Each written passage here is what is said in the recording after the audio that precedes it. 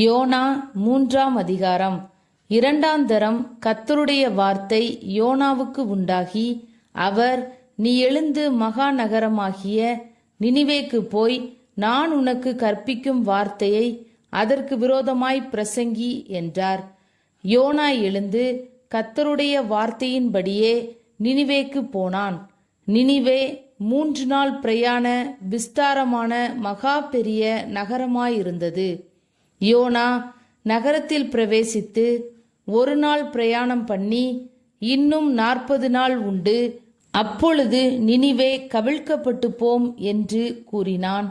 அப்பொழுது நினிவேயில் உள்ள ஜனங்கள் தேவனை விசுவாசித்து உபவாசம் செய்யும்படி கூறினார்கள்.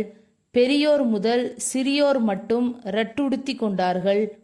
இந்த செய்தி நினிவேயின் ராஜாவுக்கு எட்டினபோது, அவன் தன் சிங்காசனத்தை விட்டு எழுந்து தான் உடுத்தியிருந்த உடுப்பை கழற்றி போட்டு இரட்டை உடுத்தி கொண்டு சாம்பலிலே உட்கார்ந்தான்.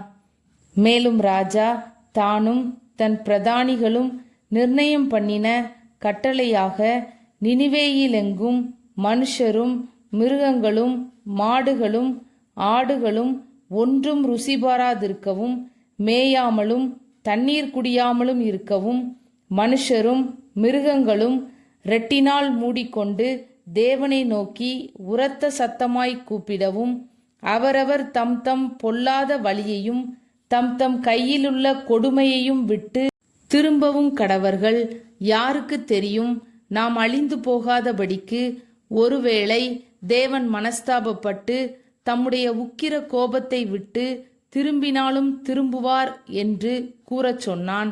அவர்கள் தங்கள் பொல்லாத வழியை விட்டு திரும்பினார்கள் என்று தேவன் அவர்களுடைய கிரியைகளை பார்த்து தாம் அவர்களுக்கு செய்வேன் என்று சொல்லியிருந்த தீங்கை குறித்து மனஸ்தாபப்பட்டு அதை செய்யாதிருந்தார்.